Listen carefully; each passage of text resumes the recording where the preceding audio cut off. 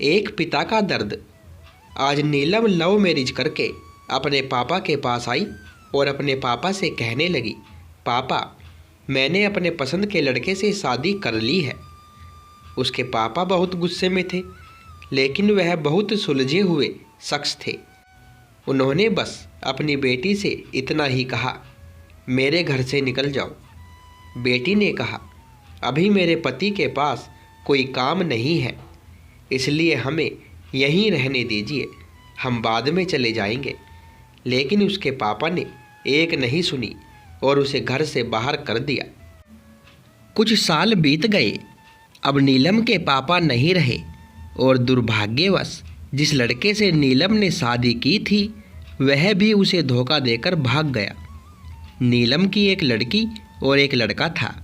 वह खुद का एक रेस्टोरेंट चला रही थी, जिससे उसका जीवन यापन हो रहा था। नीलम को जब यह खबर हुई कि उसके पापा नहीं रहे तो उसने मन में सोचा, अच्छा हुआ मुझे घर से निकाल दिया था, दर दर की ठोकरें खाने के लिए छोड़ दिया था। मेरे पति के छोड़ जाने के बाद भी मुझे घर नहीं बुलाया। मैं तो नहीं जाऊंगी उनकी अंतिम यात्रा में। पर उसके ताऊजी ने कहा, नीलम, जो हुआ वह हुआ, वह जाने वाला शख्स तो चला गया, अब उससे दुश्मनी कैसी।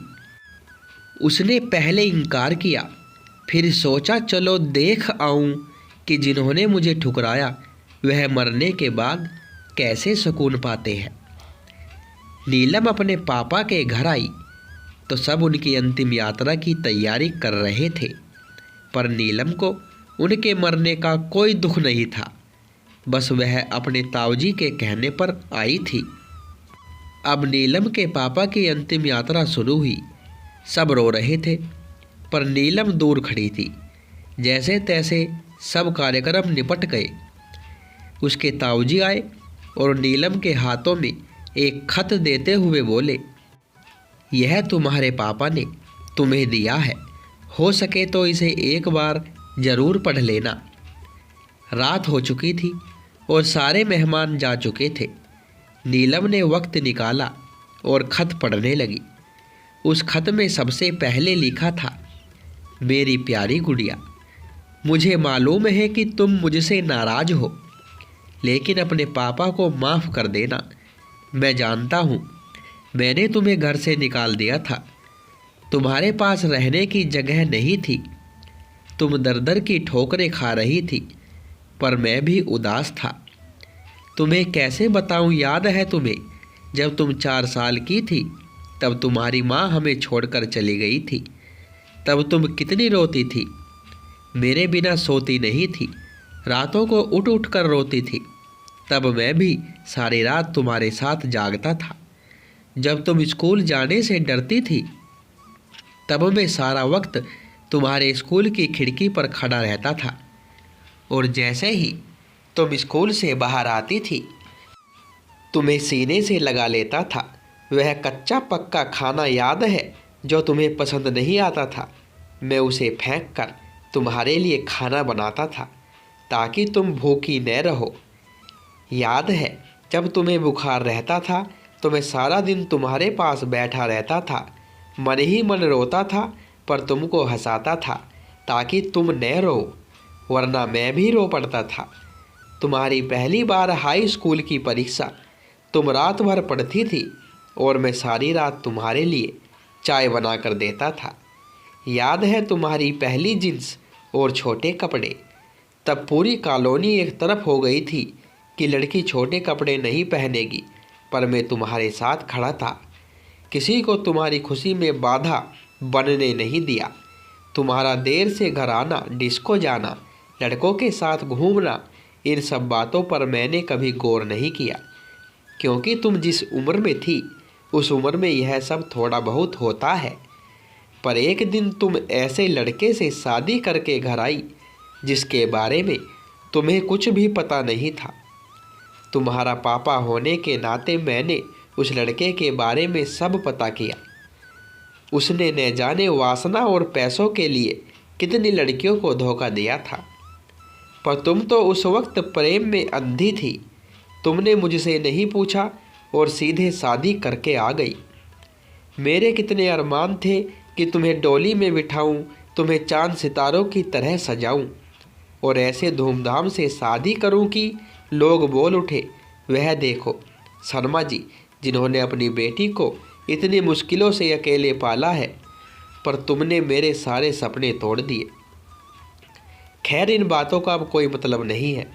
मैंने तो तुम्हारे लिए यह खत इसलिए छोड़ा है कि तुमसे कुछ बातें कह सकूं। मेरी गुड़िया, अलमारी में तुम्हारी माँ के गहने और मैंने जो तुम्हारी शादी के लिए गहने खरीदे थे वह सब रखे हैं। 3-4 घर और कुछ ज़मीन है। मैंने सब तुम्हारे और तुम्हारे बच्चों के नाम कर दिया है।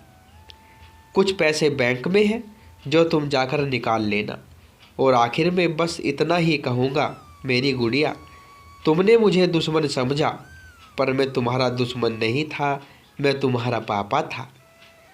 वह पापा जिसने तुम्हारी माँ के मरने के बाद भी दूसरी शादी नहीं की कि लोगों के ताने सहे, न जाने कितने रिश्ते ठुकराए ताकि तुम्हें मानसिक कष्ट न हो, इसलिए अपनी इच्छाएं मार दी। अंत में बस इतना कहूँगा, मेरी गुड़िया, जिस दिन तुम शादी के जोड़े में घर आई थी ना, तुम्हारा बाप पहली बार टूटा था।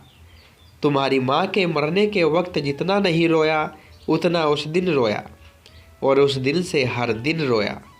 इसलिए नहीं कि समाज, जात, परिवार या रिश्तेदार क्या कहेंगे, बल्कि इसलिए कि मेरी नन्ही सी गुड़िया, जिसने अपनी हर छोटी बड़ी खुशी में मुझे शामिल किया, उसने शादी का इतना बड़ा फैसला लेते समय मुझे एक बार बताना भी जरूरी नहीं समझा।